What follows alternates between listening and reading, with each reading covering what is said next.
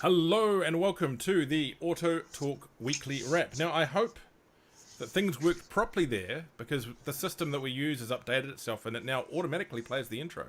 So hopefully no more of the weird us looking gormlessly at the camera while Yeah, I try and find the button to play the little intro. So yes, episode 103. Welcome, Graham McDonald and David. Graham, how are morning. things out there today? It's a beautiful day. If you're not in Auckland right now, it is one of those which should really be the middle of August type, crisp blue, clear skies, not a breath of wind, 6 degrees. And I got this morning, October, 6 degrees in October. It was almost frosty at the front of my place. It's a good day to be on the dealership. We've had some new stock arrive. In fact, with the delay in the show, I was able to receive some vehicles off the transporter, which is always exciting. There's been some people sniffing around the dealership as well. It hasn't been a bad week. So I'm going I've to call it a win. I've spoken to a few dealers this week who said, and I wouldn't say they're saying that business come back, but I'm sensing maybe just the tiniest vibe change this week when it comes to retail. Am I wrong Yep. there? No, you're spang on, and it's not just the business being done, but there's just more people coming out and about and starting to look and talk. The email count is up, the web traffic is up, and look, business is up too. Now, of course, we've seen this all the way through the winter. We'd have a false dawn where we'd sell, a batch of vehicles, and then the next day to be just crickets.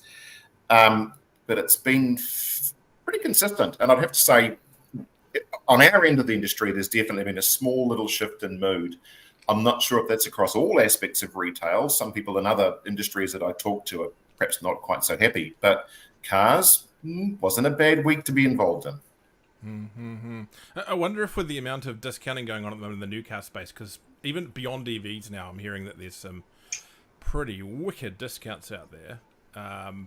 The including one, and I'm not going to name the brand, but I'm hearing that if you're a regular customer of their Ute, then one of their electric vehicles, you might get an email from your dealership offering you one at about 50 to 60% off. Just saying. Wow. I'm not naming That's any getting down to brands the there. point of the buy one, get one free type thing. Look at this, and we'll give you a Which free we set of which, Ginsu knives along with your car. which we have seen before. We've seen pretty much buy one get one free in New Zealand before, but I think with the new industry, it's going to be actually hard to tell when the turn is because we're going to have so many of these discounts, so many of these. I think there's some big rental and fleet deals that have been pushed through potentially on even bigger discounts than usual. It's going to be a little bit tricky to tell what's actually happening out there. Maybe it might take us a month or two to work out if this is real or if this is a fantasy. Isn't that a line from? Isn't that a Queen line? I can't Could be. remember. Hey, there's a bit of an issue with this. Is it's like a sugar hit right now. So consumers are being fed a sugar hit of discounting. And I don't think we're necessarily making any more buyers in the market. We're just seeing buyers that were probably just waiting. People are waiting to purchase. We're not making any new prospective purchases out there. But they're on a sugar rush right now. All these fantastic deals, vehicle prices being chopped down by a third, 20, 30, 40% off. The import sector, we're seeing stuff being sold for well below its cost price to even land it, let alone comply it. At some point in time, that has to run out, right? As an industry, we can't just keep on feeding stuff into the market at below what it cost us. That just doesn't work. That's bad business. We're actually just clearing inventory, a lot of the industry, new and used. But that has to stop. And at what point in time does that sugar rush right now of incentives to consumers, that tap turn off because we just don't have any more cars to discount anymore and you've got to buy them at the new values? Or if you're a new vehicle distributor, your parent says, you know what, you can no longer do the 40% off. You've got to start selling these things at their actual RRP. And consumers are going, oh, hang on a minute. David, is that a real problem I think we're going to face? And when might that happen? Yeah, it's there is no doubt a question that we have extra stock after a stock-starved market immediately post-COVID. So it's gone around the other way. The stock levels are built up. And just like in real estate, where the number of days to sell a property has increased and become a buyer's market, in the new vehicle market, it's taking longer to sell vehicles. And so they've got to become innovative in the way in which they can turn that stock around. And as new models come on stream, the run out phase that we used to see from Ford and GM from the Australian made vehicles is no longer a real feature here. They sort of don't do that, but they got the stock here and they need to get rid of it. New vehicle stock. When I was in the hot seat, I had discussions with the Commerce Commission about when does a new vehicle cease to be a new vehicle, which is kind of important because there are these different legislative provisions around deeming what is new. So under the Motor Vehicle Sales Act, new is a very strict definition. It's new is when a vehicle is sold for the first time anywhere in the world. So the first point of registration anywhere in the world is new, and after that it becomes a used vehicle. But under the commerce legislation, it's a different consideration. It is as in new condition as a new vehicle. So you still have to be honest about whether a vehicle's been registered or not. But if you've got a vehicle that has never been registered, at what point does the price have to be ameliorated to some extent because the vehicle's getting older? And the Commerce Commission decided that was around about 2 years, give or take a few months. 2 years. Okay. Yep. Yeah. So you can sort of have vehicle on stock for about 2 years. Then after that, it gets increasingly hard to say that it is in as new condition, even though it might never have left the dealer's room or the storeroom. So there becomes a challenge for the new vehicle market to manage that stock flow through. And the one thing that I know for certain, which is what's driving a lot of the discounting and deals at the moment, is cash is king. They can do some loss leaders for a little while as long as they keep that cash flowing over. If the cash dries up, then they are in big trouble. Here's an interesting one for you. We've obviously seen a lot of pre-registration sales over the last year. There are still pre-registered 2023 cars sitting on yards still trying to sell at the moment. And it's getting tricky to the point where it's actually becoming problematic for other brands that don't have that, from what I understand, because people now, shoppers, particularly I guess when they're browsing online, are kind of looking and addicted to these pre-registration deals as being, that's the deal, go get the pre-registration deal. And you can't go and compete with those pre-registration deals without being seen to be cutting your main set of pricing too much and, devaluing your own future stock or your incoming models. So there are brands out there, more than one, that are doing pre-registration sales on non-pre-registered cars.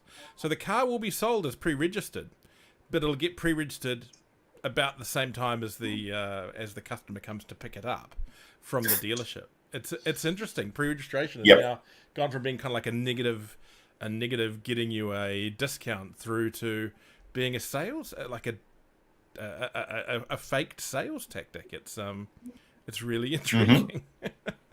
That's happening. Well, I mean, we're getting towards the sort of the squealy end of 2024 now. You think about it. From our industry's perspective, you get towards the end of the year, it's harder and harder to sort of justify a vehicle that was 2023, or it's going to be really tricky at the end of the year to still be talking about new pre-registered 2023 vehicles, and particularly if we roll over the calendar to 2025. And you're not doing anything illegal by stating that it's a pre-registered vehicle. But when you go and start talking about 2023 and a consumer says, well, hang on a minute, where has this thing been for the last, in their mind, 2 years? It may only be a matter of 14 months and it's just dovetailed over between the two. But in their mind, 23 to 25 means 2 years. Generally on the flight path to Auckland Airport is where they are, Graham. Yeah. Seen a few of those. January 2025, the 1st of January 2025, we'll see a depreciation chunk on any non-sold new 2023 vehicles, just because it's another year that's ticked over. It's the psychological thing in the consumer's minds. Oh, it's 2 years old now.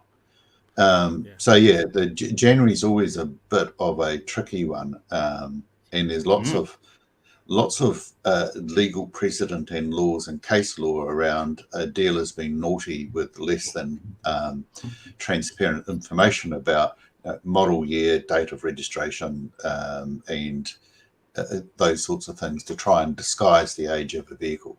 So full disclosure becomes an important part of the marketing if you want to remain honest.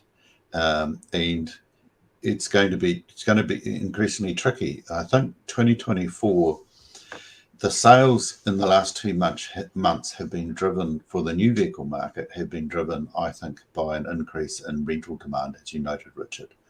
When you strip out that rental demand in for September, you have a look at how many RAV4s were sold.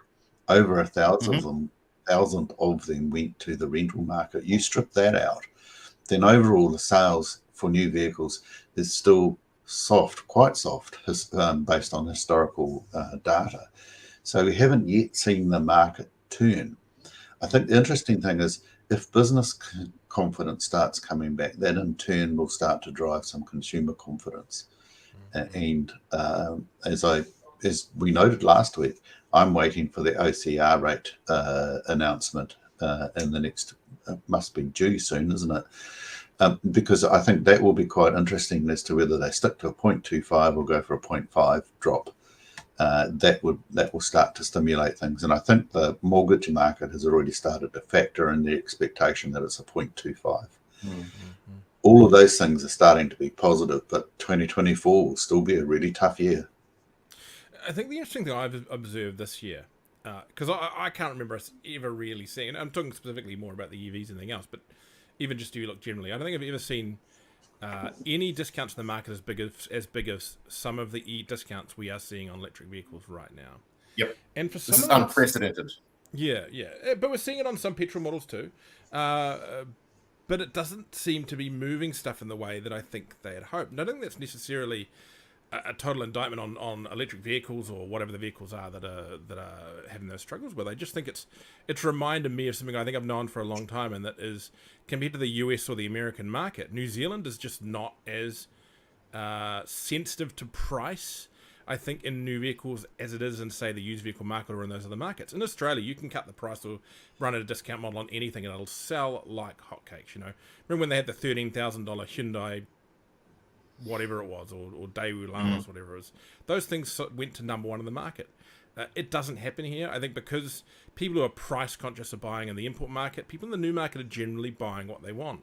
So that ability to just dump price and dump stock is a lot trickier. You've got to either use a really big lever or you've got to wait a long time. And yeah, I think that's... Well, we've seen a big lever in the last day with one of the brands, a discount now of around a little bit over $9,000 if I read the media press release. We'll get to that one in the story, yeah. And I'll be interested to see how that goes for the month of October, because that's a bigger discount than what the Clean Car discount was affording them. So... but that's still not even the biggest discount in the market. I mean, if you take, for example, so we're talking about the MG4 there. So the entry level MG4 has gone down from its launch price by overall, I think now about 13,000, about 25%. You take the things like the Volkswagen ID4, that's gone from 80 to 54,990, or I'm hearing 50 flat if you talk to the right dealer in the right way and whisper in the right ear. It's an even bigger chunk. It's a fun one, interesting one there. So yeah, we'll see. And I think consumers are noticing it too, Richard. So look, we talk to people of all different ilks coming through the front doors here, and I'm always that chatty guy that wants to have a bit of a yarn about their purchasing decision, because it's kind of my business to know this sort of stuff, right? So one comment that's been made to me more than once by people around why they wouldn't purchase particularly a new EV right now, their perception is if the discounting is going on at this particular level right now, and the fear that if they bought a vehicle today for X and tomorrow the same vehicle is on sale for Y, when is it going to stop? And there's a real concern amongst private buyers, and I know there's a whole different set of criteria from lease or from corporate fleets, but the private buyers are worried about at what point in time will the price stop dropping. It's like a Dutch auction, isn't it? You just keep on When's it going to stop? Yeah. We know we're probably at that limit right now, but we're industry people. We understand the mechanism behind it. But if you're a private buyer looking at these prices just going down and down and down and down and down, you think, well, if I bought today, is it going to be worth even less tomorrow? Or do I wait till tomorrow or the next week or the next month? At what point are they just going to drop their pants and say, free car, and we'll give you a set of Ginsu knives? Look, that's certainly a concern for buyers that turn vehicles over every 2 to 3 years. But if you're buying to hold on for a long time, it's less important. But absolutely, discounting knocks the residual value of a vehicle to hell, and consumers do not like that. It on knocks the the mainstream confidence stuff to hell. and on publicly listed specials, I think it's about as far as it's going to go. I think the popular stuff that's been moving regardless, I think isn't going to go much lower. I think there's a few models that I wouldn't say are unpopular or bad vehicles, but they're probably overstocked on due to maybe a miscall on the clean car discount. They will go further, but I don't think they'll go further in public. I think that they'll start getting a little more creative on how they batch those out. You might see a rental car company suddenly with a heck of a lot of a certain something, or you might see a fleet that normally buys X suddenly turning up with X. I think it'll all be done back channel, and we won't. I think the brand damage of dumping too far we're at that point now, and these companies on these cars, we really are. Seem to be cutting any further in a public sense. And I think we're seeing some interesting things. I've spoken to I had an interview recently with a electric vehicle dealer who's a traditionally used one, who's being sold stock at a rate low enough to make it viable for him from new car dealers. Wow. So I think you'll see the prices will come down, but I think that's going to be done in back channel ways. Unprecedented but I also times. think that this isn't necessarily a problem with the vehicles or a problem with the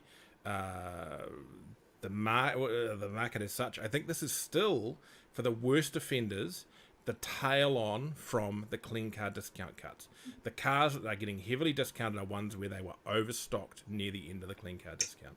So anyway, and 17 minutes in, and we're yet to get to a story. Yeah, but this was the story, right? Come on, we want to know what's going on, don't we? We do actually have a number of live viewers today, so if anyone's there, if you want to jump into the comments and tell us, what you think of the discounting, when do you think it's going to end, and do you think there's some green shoots showing in the market? Are you suddenly selling a few more vehicles? We should be able to see them, I think. I'll open a window on LinkedIn in a minute and make sure that we can do that. But jump in. Come on, the water's fine. Yeah, exactly. Right, let's start with some news. And the first news today is about me. New Zealand AutoTalk has a new owner, and I've gone and totally messed this up and lost my page here. New Zealand AutoTalk has been sold to Auto Media Group under the new ownership structure. Well-known industry publisher Richard Edwards will take over. Edwards is a seasoned... I didn't write this. Edwards is come on, Richard. Don't read the blurb on your own acquisition. Tell us how it really is. Come on. So that's right. I have acquired New Zealand AutoTalk. So for those who don't know, which you would have lived under a rock, New Zealand AutoTalk is pretty much New Zealand's longest running and biggest consumer magazine, or automotive magazine. It's actually now technically the merger of a whole pile of magazines that went up before it, like Auto News, Car. I think there's a hint of Driver somewhere in there as well. So yeah, we've acquired that. So that is a monthly magazine, and then the website. The website is the highest ranking independent automotive news site in the country as well, and it supplies all the current automotive review content to Trade Me as well. So a massively influential outlet. I think an amazing title, an amazing magazine with a really strong staff of just the best vehicle reviewers in the country. Kyle and Peter there at AutoTalk, Kyle Castor and Peter Lewison are exceptional journalists, and a couple of great guys behind the scene, Alex in design, Isaac in photography, pretty much the last remaining automotive editorial photographer in the country, and Gavin, the outgoing director, who is remaining in to do the important part of selling the ads. So yeah, really pleased to get this in as part of the group, and I think we're going to be able to do some interesting stuff with it. And I'm kind of glad to be able to hopefully shepherd this title through what has been some, difficult commercial waters for the media, and secure its long-term future. So if you've got any ideas of how the industry can tie into AutoCar, let me know. I think it's great that essentially the industry, because I see us as part of the industry as opposed to external to the industry, has control of such an important title. Love it to have any ideas, or anyone who has any commercial ideas or they'd like to do in AutoCar. Throw them at me. Richard@automediagroup.co.nz or richard@autocar.co.nz. Well, congratulations, Richard. I think that's a really good magazine to have in your portfolio. It's certainly got a lot of history, and it is well read and well regarded. So, congrats. Celebrated 30 years at the end of last year, I believe. Though that again, it argues where you draw the line when it became AutoCar versus when everything else kind of started and went along. I just want to acknowledge Mark Petch, who of course for many years was the publisher of AutoCar, aside from a little stint where Fairfax gave it a go, and I'm not sure, and they sold it back to Mark again. He is taking a well-earned, I don't think he's really retired, but retirement from publishing. No, he's still publishing another motorsport magazine, I think. But and Gavin Shaw, obviously, he was Mark's partner, who is it's still with the business. But I'm sure you've got some ideas about what you want me to do with it, Graham. I'm sure, Richard. And look, I should say congratulations on the show. As you know, I've sort of been privy to this particular transaction for a little while with you. I did have a bit of a giggle last night. I was reading a piece on social media by Mark Petch about it, now that it's gone. And he called you a young Turk, which I thought was an up-and-coming young Turk in the industry. I thought, ooh, that's a good call to make. But it was actually a really complimentary piece. 43-year-old young Turk. Yeah, that's right. It was a really valid point. No, the industry will do that to you. Oh, there was a really valid point. I think, first of all, the history of the magazine is amazing. If you look back at who's been involved and all the titles wrapped up, it's sort of automotive media royalty, so to speak. But also, it's a real hat tip to you, I think, because the industry does need younger people coming through. I mean, there's a lot of grey hairs out there that have been involved in the media side or publishing side for a very long time and doing a fantastic job, but no one's getting any younger. And an acquisition like this, not at you, David, but no one's getting any younger. And it's really good to see people like yourself, Richard, with that passion, with that knowledge, but also today's knowledge and an understanding of today's market, picking up things like this and running with it. And I think only good things can come with it. And it's a real, I think, shot on the arm for the publishing media, I suppose, to have a younger breath of fresh air on it and fresh eyes and take these things forward. So look, well done. It's a fantastic, I think, day for AutoCar to see it now pushed into the next generation and the next phase of media too. So well done. Thank you. You young Turk, you. Yes. And I will, not this week, but in the very near future, I will put out through this channel a very special subscription deal to AutoCar. I'm learning all about the print that the public, sold magazine thing at the moment. Like pretty much half your subscriptions are sold into the run up to Christmas. I think a lot of them start as gifts and work on from there. They make fantastic corporate gifts. So I'll put out a discount there, or again, get in touch and we'll see what we can sort you out. Give all your customers AutoCar this year for Christmas. Right, moving on. He says loading things up. And we'll start just because we talk about it with some pricing stuff. So we've got some proper news coming soon. Pricing and specification confirmed for a Cadillac Lyric. This came out this morning. Cadillac's read the pricing for the new right-hand drive Lyric SUV. So big flash. They're saying, I wouldn't say hyper luxury, but very high-class electric vehicle. $117,000 for the sport and $119,000. This is way cheaper than I thought Cadillac was going to be in New Zealand. This is in line with Polestar for a larger, more luxurious vehicle with, I think, about the same or slightly bigger battery. So I don't know what's going on there, but they've done a very good job. Interestingly, the price is the exact same price between New Zealand and Australia, but the LCT and the takes care of the currency differences, etc. I'm with you, Richard. That's sharply priced with all the lead up media and comms put out by GM around this brand coming to this geographic area, Australia and New Zealand. I would have thought that it would have been about $20,000 to $30,000 more. At which point, I think they probably also would have struggled to sell them. Yeah, I think I was picking up to $170,000. I was wrong. Yeah, well, this Wrong. is very sharply priced for what is a very sharp vehicle, and its fit out is just brilliant. So, of all the EVs, if I had some money to spend, and I don't, this is a car that I personally would be interested in. I think it's a sharp looking car. That would have done nicely for your American road trip, Graham. It would have actually, except for the places we were going. But no, I agree with David. I think it's a really good-looking piece of kit. My penchant so far with the electric vehicles that I've really enjoyed and those that I've just had a bit of a pass on.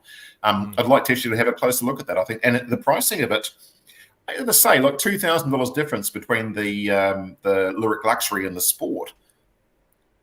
Odd pricing step, I suppose, between different models. What do you get on this? There's not really much difference in them. It's just really a little bit of it's just a little bit of I guess content difference. There's not like you're getting massive differences in power, all that kind of stuff. I think it's just more finishes and maybe a little bit of suspension stuff. But yeah, either or works.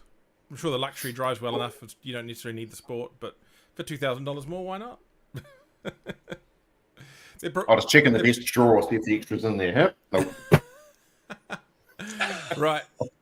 Now, on to some real news. And I think this one is nasty. And I think that someone needs to be looking at themselves very closely about it. And that is Too Cheap Cars apologizes after 8-month hybrid battery saga. The 8-month saga ain't the bad bit. We'll go a bit deeper into this story than we normally would. Listed automotive retailer Too Cheap Cars has apologised to a customer who bought a car with a faulty hybrid battery after the Motor Vehicle Dispute Tribunal ordered it to refund the total purchase price. The Manawatu man, Scott Hardy, purchased a Toyota Corolla hybrid from Too Cheap Cars in December 2023, and a warning light came on within an hour of driving the car off the lot. Hardy wanted to reject the vehicle immediately, but Too Cheap insisted it could fix it. An 8-month saga of back and forth between the two parties began before Hardy sought redress with the Motor Vehicle Dispute Tribunal. We're still not at the bad bit. The adjudicator stopped short of accusing Too Cheap Cars of outright lying, noting an inconsistency between what it told Hardy and what repair is being carried out. I'll get through to the meat now. Where are we? Paraphrase it down. I'm going to paraphrase it down. So, basically, he handed the car back in. They came back to him. This is from the document, but as I said, there is some inconsistencies here, so we'll summarize it. Basically, the vehicle went off for repair. They told him, or he claims they told him, that he'd had cells replaced. It turns out they just moved cells around. It's a common tactic, I gather. You move cells from the outside to the inside because of the temperature difference. That failed. They then said they'd gone and given him a replaced battery or a refurb battery. They hadn't. Same battery with one cell replaced. And it goes on and on. So if you take what is being said at face value, they blatantly lied to the customer on multiple occasions, allegedly. But as we said, the adjudicator has stopped short of saying that. So I don't know what's gone on there. Why on earth they would do that?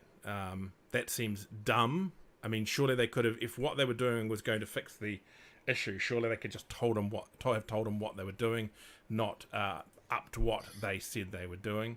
What sort of vehicle was it, Richard? I didn't see the article. What sort of vehicle? Corolla hybrid. Corolla Fielder. Okay, all right. Yeah.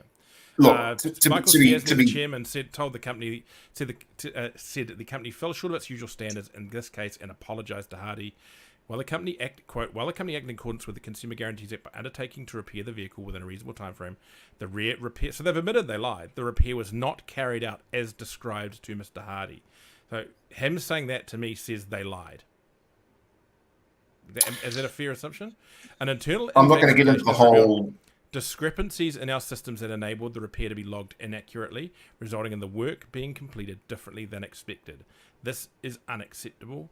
Stiasny says the company thought the error was an isolated incident, but changes were being made to ensure the repairs were completed as promised. We accept that in this case we fell short of the standards we expect and our customers should expect, and apologised unreservedly. So to me it's a weird one because they feel like they're acting like in this case we failed, but at the same time they're saying we failed because of our systems. So how many other people has that system let down? And we say systems like we're not talking a one-man yard where it's really down to one-on-one who's doing what, no system in place. This is Two Cheap Cars. It's a massive company with systems and processes. So that sounds like a broken system. Well, there's a couple of points to that, Richard, though. And again, I'm sort of being careful here to tiptoe around any suggestion of wrongdoing from a legal perspective here. I don't know. We don't know whether Two Cheap's repair process is at a dealership level or if it's a corporate level. In other words, with multiple sites, if there's a problem, is it addressed and the process of repair is undertaken by the individual sites, or do they have a central process for repairs, warranty work, that sort of stuff, where it's undertaken at a corporate level, at head office level, if you like? And I don't know. So that might be part of the answer as to whether it was being handled at a branch level and the personnel at the branch were not either not familiar with or were attempting to make a repair that wasn't in keeping with what was being projected to the customer. I don't know. That, to me, is possibly more plausible than it going back to a head office level. I will say that the reason I asked about the battery was that generation or that breed of Toyotas, the Toyota Corolla Fieldless, the Aquas and things like that, the battery tech it's not complicated. And we know from our perspective here, once you have a workshop that understands the way they operate, they're not difficult to work through and either replace the whole battery, which is not a difficult task to do, but even the process of going through and identifying what the fault is also not difficult. And if you're selling these things by the thousands, which I gather they are, I think there's a little bit of a brickbat that says you really should understand better the repair process of the product that you're selling. If you're going to repair the product in the first place and going to have enough of them to repair, they're not difficult. And replacement bits and pieces for them are not difficult to find, and nor are they expensive. A used battery with a warranty for an Aqua or a Fielder is neither expensive nor difficult to find. And how you work that through with the customer and what you tell them you're going to do should be the first part of the repair process, not fairly. Yeah. They actually provided job sheets which incorrectly stated the work that had been done. So, well, that's not good. I mean, this case, I had two immediate thoughts when I read it, Richard. One was, oh dear, they've been out of the press for all the wrong reasons for a little while. Now they've gone and blown it again. This is not what they need. So I was disappointed in that respect. But secondly, when you get into the detail of what happened, replacing one cell and saying it's a new battery, the Commerce Commission and again the Commerce legislation is crystal clear around some of the definitions here. A certain percentage has to be replaced before we can consider it to be refurbished. One cell is a new cell, is not a new battery. And so misleading like that is it's disingenuous. The perception it creates is L-cheap cars on an L-cheap service and replacement and repair. Cheap. Well, that's the marketing, right? That is not a message that you want to get out. I mean, Two Cheap Cars is all about really sharp value. Not cheap. And so this was just blowing it again for them, was my thinking. Cheap to me says sure, if rotating the cells as a potential solution to the problem, then do that. That's fine. But say that's what you did. If replacing one cell is a solution to the problem, that's fine. But tell them that's what you did. Don't say you did something else. We're not talking about a little bit of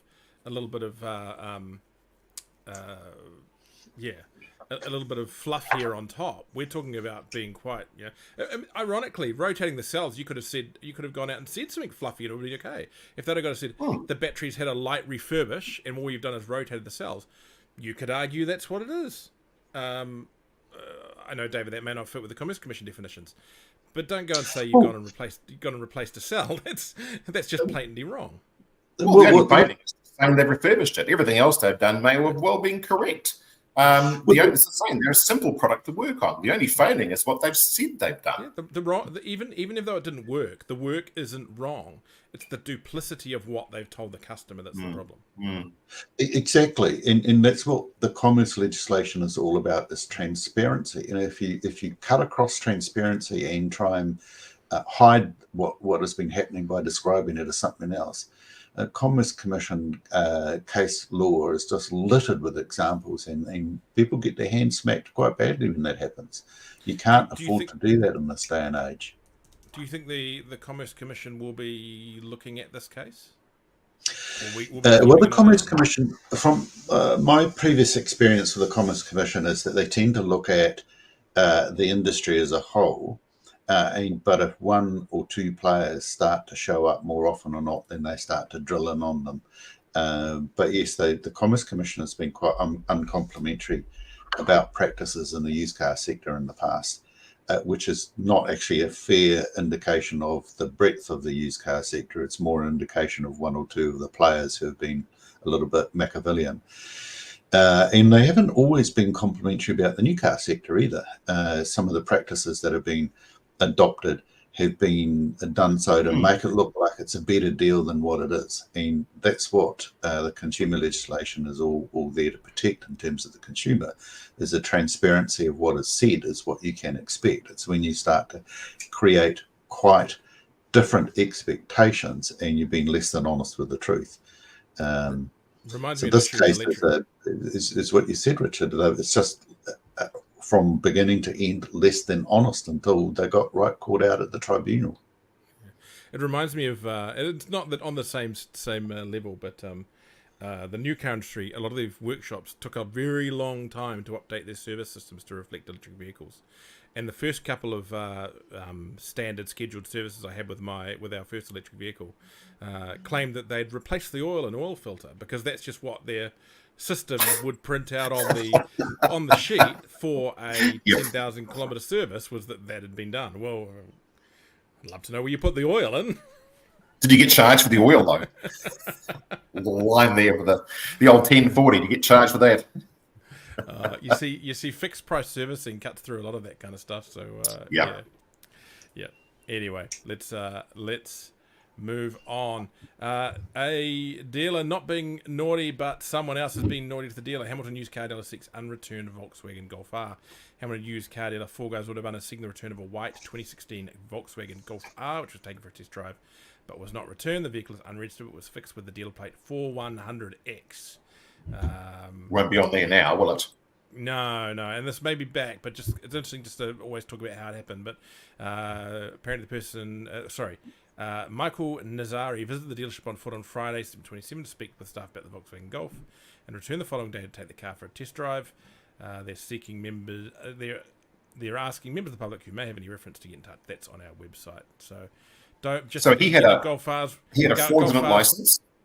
Yes, if you have any Golf fraudulent R's license coming in for a trade-in, just think twice. And apparently a known fraudster in the Hamilton region too. He would, when you sort of dug into his whole social media side once again, it turned out he's not unknown in the Hamilton region for all sorts of interesting activities that are not necessarily legal. And the license that he presented, and this is an interesting one too, is wait. he did like elements of used car dealing. I was going to say it, Richard. Sorry. However, for those of you that take a driver's license to look at a customer going for a test drive, there were certain elements of the license that were missing or were clearly a half-hearted attempt to replicate in a false license. And so once again, the old question is, don't just throw it on the photocopy or have a quick peek at it and say, she'll be right. Actually look at it, because the giveaways around a false license are usually there if you actually take the trouble to look for them. And in this case, I think it's been taken down. It was briefly appeared on social media, and I saw it and I thought, I don't really think how that could have passed a sniff test. But someone was in a hurry. That popped up recently, and it was based on the NZTA's example license they have online. The The license number was Yeah. ABC 12345. Someone was in a hurry to make that one, right? Or something like that. Oh, that'll Something like that. Yeah. Oh, classic. Right, so we've already touched this. We'll rush through it quickly. MG Motor New Zealand drops EV prices for October. So it's a 1 month special only for now. So yeah, the prices run through from, I think, 3 or 4 grand off some models, plus 50,000 kilometers of ruck, so that's $1,300. So that works out, and then some of them go up to, I think one of them is $6,000 plus that. So yeah, or $5,000 plus that, so $9,000 odd. The MG X4 X Power is now $59,990. So that's a 0 to 100 second car in 3.8 seconds for under $60,000. Who would have thought would ever be seeing that? Is pretty crazy. You can read about that one on EVs and Beyond. We've kind of gone through that already. So it is Stats Week, as we like to say. Robust rental sales drove improved September registrations. According to the MIA, new vehicle registrations in September 2024 saw a notable rise, up by 8%, or 868 units compared to September 23. That's a 12.8% improvement over the average monthly result for the year.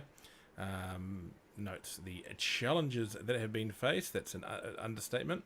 There was 3,089 rental units for the month. 38%.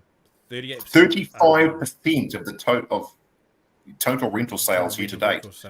Yeah. We are into the normal rental replacement period, though. Normally, I kind of feel like it lands in October. Isn't October normally the in my time in the hot seat, Richard, it varied. It used to be early in my tenure, it was pretty much October and a little bit of November, and then the company started, as the tourist season got longer, started bringing some of that forward. So September has been a strong month, and October, and then a little bit of November. So that'll be replacing stock, and I think a lot of this has been driven by sharp pricing and deals getting in there. Rental vehicles tend to be slightly lower spec in any event. So it's interesting. I think it indicates a strong market for tourism, which is it's a good indicator. And the level of rentals is commensurate to where we were at in the 2015, 16, 17, 18 period, before the rental market went really soft, and then it sort of collapsed with COVID. So it's a good indicator. Yeah. So RAV4 top car, then Yaris Cross and ASX. BEVs, Nissan Leaf was the top EV for the first time in a very long time, followed by the Mustang Mach-E. But I understand both of those vehicles, those were largely manufacturer registered. So interesting to see that go through. Lots of hybrids, obviously. Light commercials, it was the Ford Ranger at 928, followed by the Hilux and the Triton. And then heavies were down nearly 20%. So yeah, interesting market across the board. Over on used, used actually wasn't awful. I recall. Oh no, used was awful. It was awful, yeah. Market. Overall registration 7215. That sucks.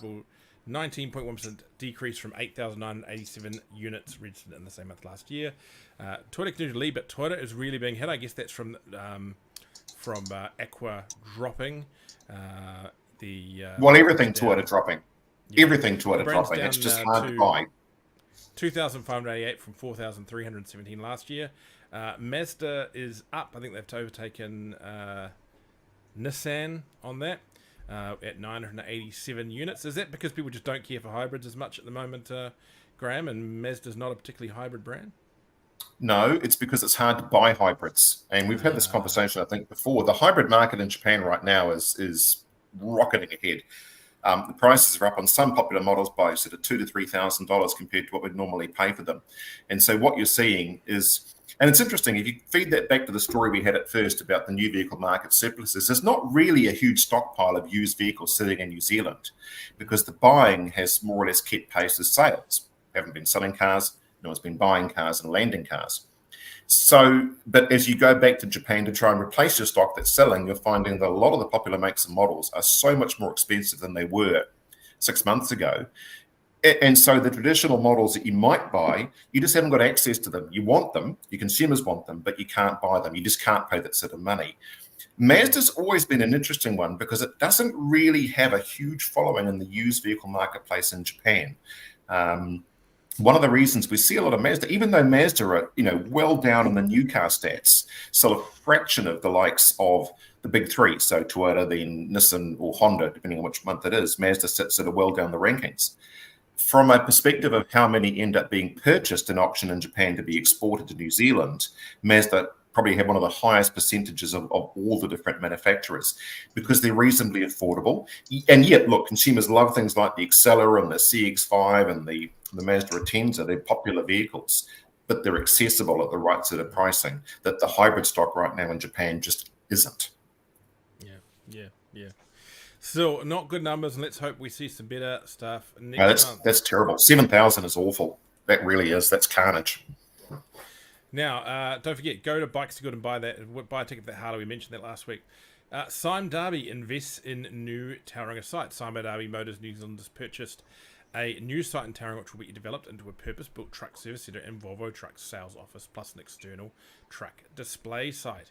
It comes hot on the heels of the group acquiring a long-term ground lease on a 2.4 hectare site at Hamilton's Ruakura Super Hub, where a major truck service centre is planned in late 2025.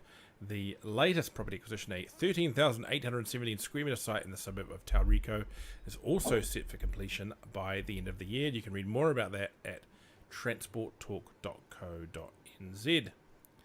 Now, Armstrongs, they have secured another brand. So this is Armstrongs or Auto Distributors New Zealand, or ADNZ as we call them sometimes.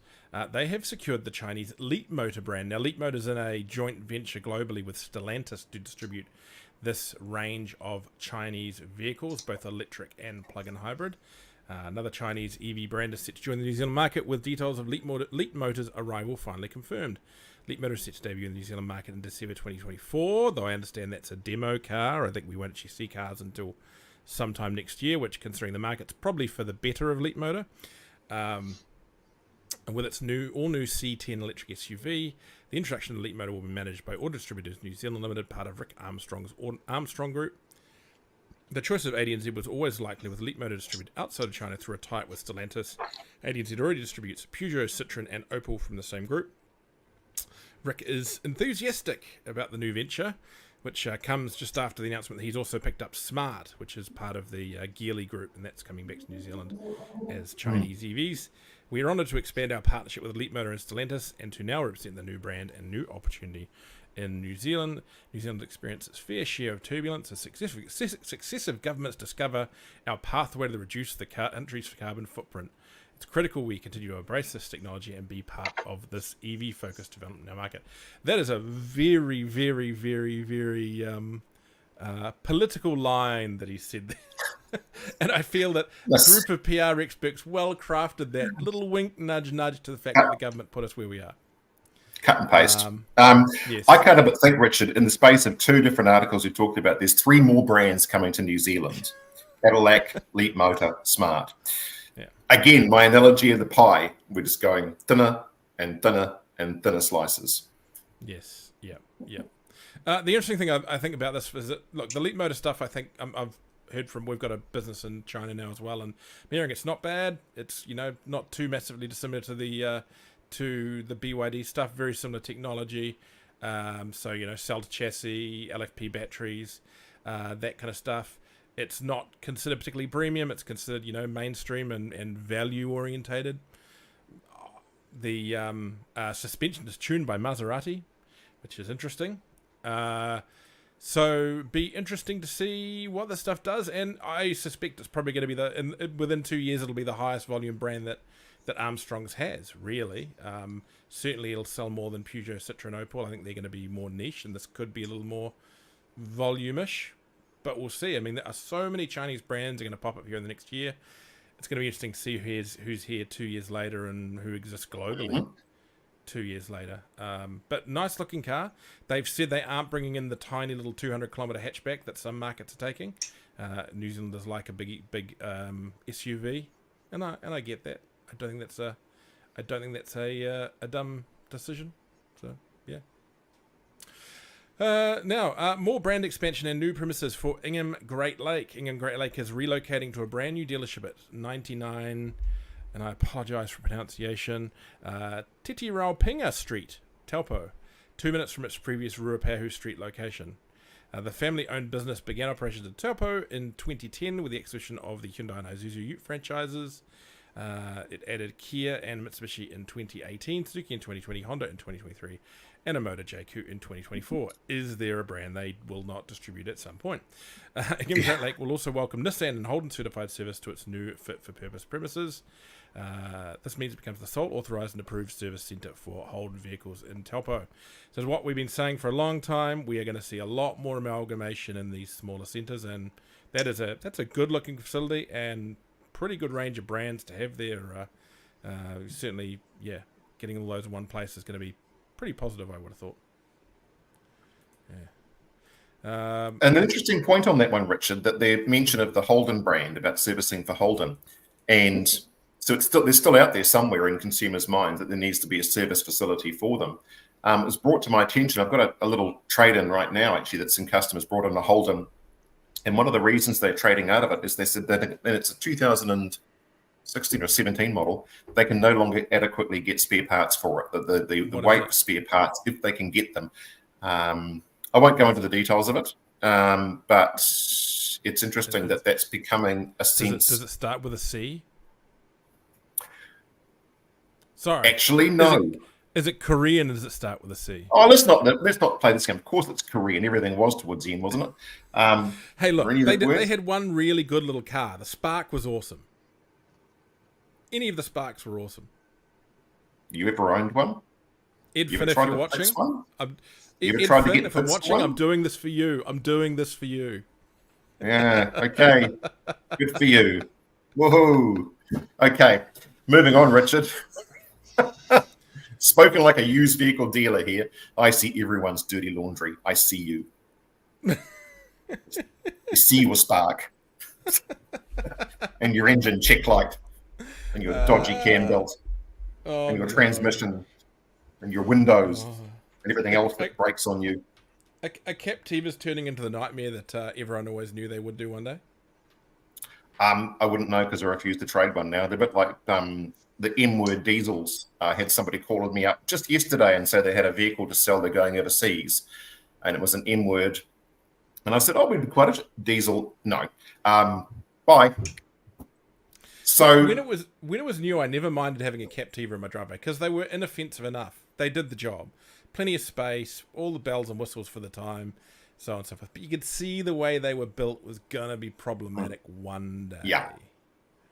One day. Yeah. And that one day is now.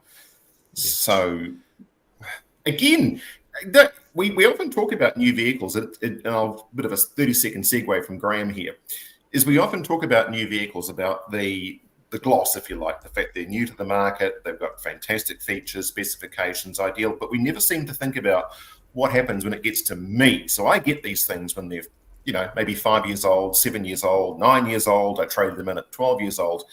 And so I see things from an entirely different perspective. I'm not interested in what they were like when they were brand new. I'm not interested in what they were like when they went into the corporate fleet or people had them nice and shiny in the showroom. But I'm also interested in just the devaluation curve of certain makes and models simply because they are shocking to repair or find parts for, and what that means to people's residual investments. And there are certain products that we know that retain their value in the marketplace well beyond where they probably should be on an average basis, but simply because the perception is they don't cost the money to keep on the road that others do. And so I am a bit dismissive of some of these brands because time and time again, we have to write a check out to repair them, and we just steer clear of them as a result. Hey, look, I'm sure there's a place to market. I'm going to have to hunt it out for next week because it's hilarious, but there's I'm still not 100% convinced it's not a giant gag. There's a dealership in, I think, Queensland, Australia, and the salesmen look like they've been out in the sun a bit too long. Oh, Carrington Car Company. Carrington Car Company. Yeah, Carrington Car Company. Yep. Yep. It's not a social media have. They're real. Yeah, They're real. yeah, But they've taken and it. their whole shtick is basically every solo parent deserves a Captiva, and they have merch, and they all walk around drinking beer, and it's hilarious. They've found their home, and Yeah, they have. clearly, The head clearly dude, they've he's got a bogan, lanky haircut and a bit of a beer gut and a black T-shirt, and he's just about walking out there with a can of VB while he's selling them.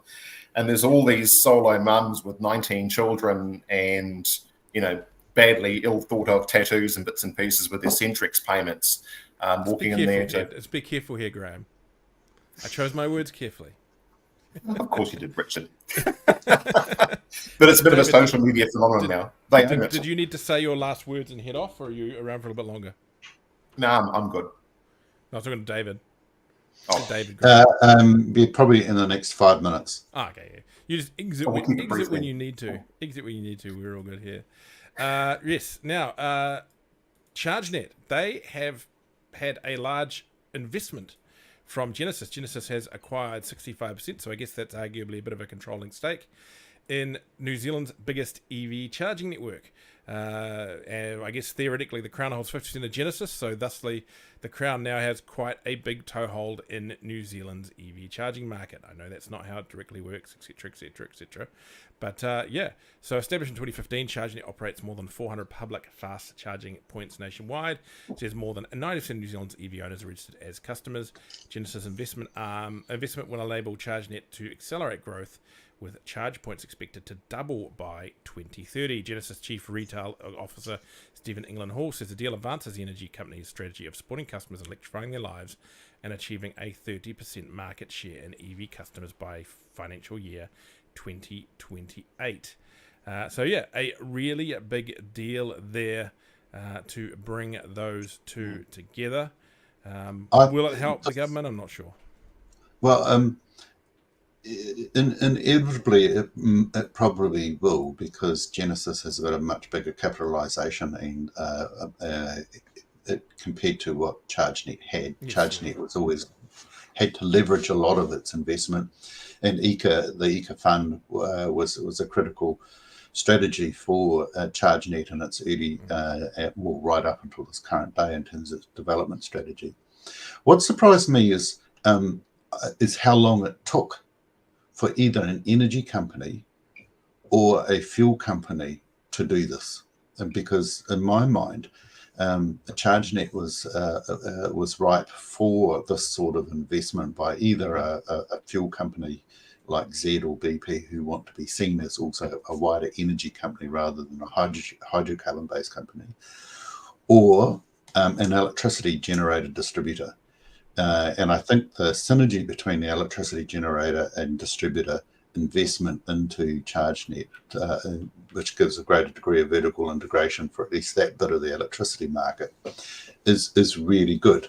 And I think it's going to create a long-term stability for charging around New Zealand. So I was really pleased to see this. Just surprised how long it took. Yeah. Yep. Absolutely. Right, where are we? Sorry, my computer's gone funny for a second. Calperthwaite takes reins at Motojaku. So Motojaku has a new boss. We saw that recently Sheldon Humphreys had departed the brand. Experienced automotive executive Charlie Copperthwaite has been appointed the new general manager of Motojaku New Zealand. He's worked in the automotive industry since 2002, began his career as a sales executive for Jerry Clayton, BMW and Takapuna. Since then, he's worked in sales and general management for UK and New Zealand dealerships such as Continental Cars, Australian European, and the Ebbett Group. His most recent position was National Sales Manager for Hyundai New Zealand, which he held for more than 3 years. Now, what we are seeing, and I don't want to be negative here, it's a tough gig working for some of these Chinese companies, and we're seeing both MG, and I think we'll see the same potentially with Motor, do have quite high turnover. They are very demanding and have very high expectations, as they should, of their team and their markets. It's going to be interesting to see if they're willing to work a little bit with Kiwis in the Kiwi way, or whether they're going to expect their team to work to their intentions, I guess. You must have dealt with a few managing directors or general managers of Chinese car companies over the years, David, with your MIA thing? Were they in for a tough task? I'm going to choose my words carefully here, Richard. Simply more tough than, say, the Australian or Japanese, Korean. I think it's a cultural expectation around how businesses operate, and we have seen higher turnover. I think, MG is an interesting case study where that Chinese company wanted to have a good stronghold in New Zealand, and they tended to operate in a way where their New Zealand top position was there for a particular period of time to achieve a particular set of milestones. And then once that's achieved, where they're going to stay on or where they're going to move on. So it's not a straight cut as high turnover. There are some reasons why some of the people come in for a period of time and then move on. But yeah, I gather that they can be quite tough taskmasters. It's a cultural way in which, and the expectations from that type of business practice in China, which is quite different in Australia and in New Zealand. There tends to be a little bit more stability in Australia, but in Australia in the new vehicle market was also a little bit more cutthroat as well. So it's the cutthroatness, I guess, the toughness. We tend to be a little bit more sanguine in the way in which we carry out our business at time, which is not always in the shareholders' best interest. Well, as we said earlier in this thing, in Australia, you can be number one by being the cheapest. Is the really offering the best value? Yeah. It's not quite. It's a bit more complicated here. Now, last story of the day: moving Audi to Te Rapa concludes EBIT Group amalgamation. EBIT Group has concluded the amalgamation of its Hamilton sites into one area by relocating the Audi dealership from Grey Street, Hamilton East, to Te Rapa. The family-owned dealership group formerly operated dealership in the city centre and Hamilton East, but has moved all its brands to the Greenfield Commercial Property Precinct. The EBIT Audi dealership is opened at 27 Te Kowhai Road on the same side as Duncan and EBIT Jaguar Land Rover. In addition, since September 30, the Cupra brand has been co-located into the new Audi showroom. EBIT Group's Hamilton-based brands in Te Rapa include BYD, Citroen, GMSV, Lexus, Opel, Peugeot, Skoda, Volkswagen, and Volvo. Totally expected. I mean, just that whole anything retail is really moving out of the city and up to Te Rapa, isn't it? Yeah. Bit of a changing face of Hamilton there as a former Hamilton person. Was that expected? I was going to say just quickly, the changing face of Hamilton, I used to work down there in the 90s, and that whole Te Kowhai Road area, that whole precinct was just farmland. In fact, one of the people I worked with actually had a little farmlet on Avalon Drive, which was bulldozed and bought under the land requisition scheme to build part of the new expressway there. It's just astonishing, the growth in the Hamilton precinct, particularly to the north and the east, is just astonishing. And it made sense to move all the traditional retail sites that used to be within Hamilton Central itself, to move them all out into that new sort of big box retail precinct instead. Yeah. And with the expressway from Cambridge all the way through to Auckland now, Hamilton's market is no longer just the Hamilton retail area. It's people will go for a drive to a certain extent. I think, but the one comment I was going to make, Richard, when I look at the number of new sites that have been announced recently, it's a tough time to invest in a big flash building. So amalgamation with a number of brands is the way to go. And, hopefully they're set up for a market that's going to grow again. But if they don't, they've got a lot of capital investment in buildings and sites that they need to get a return on. That's going to be a challenge. Though I'm taking a wild guess that going from land that you probably own in central Hamilton through to a leased land or something out in Te Rapa is, or at least even cheaper land out in Te Rapa, probably is a little bit of a saving. And at the very least, amalgamating onto one site is going to be helpful too. Yeah. I mean, it's cash flow in the way in which you manage it. Yeah. Excellent. Look, that was it for today. Quite a big week of news, even though it's the school holidays. Normally the school holidays is a little bit busy. Now, I don't think there's going to be an episode next weekend. I'm going to be, hopefully, knock on wood, be off on a wee camper van trip with my daughter and my wife. So nice. I might do a little bit of a video from on the road, but I think we'll definitely do the big hour-long one. But so yeah, just don't forget, like all our various social things, to be notified when this is going back online. And also, don't forget, go check out autocar.co.nz. Click that subscribe button over there as well. They do some pretty cool stuff, and the more you support Rich it, is the doing better. some We hot don't deals. exactly. We don't want all these people going and getting their vehicle information from Australia, which I think a lot of them do now, because I don't think certain outlets service New Zealand particularly well. And coming to you asking, well, why is this car not $10,000 cheaper like it is in Australia? We don't want that. I can think. Yeah. Anyway. I won't say a word. Yeah. Catch everyone next week.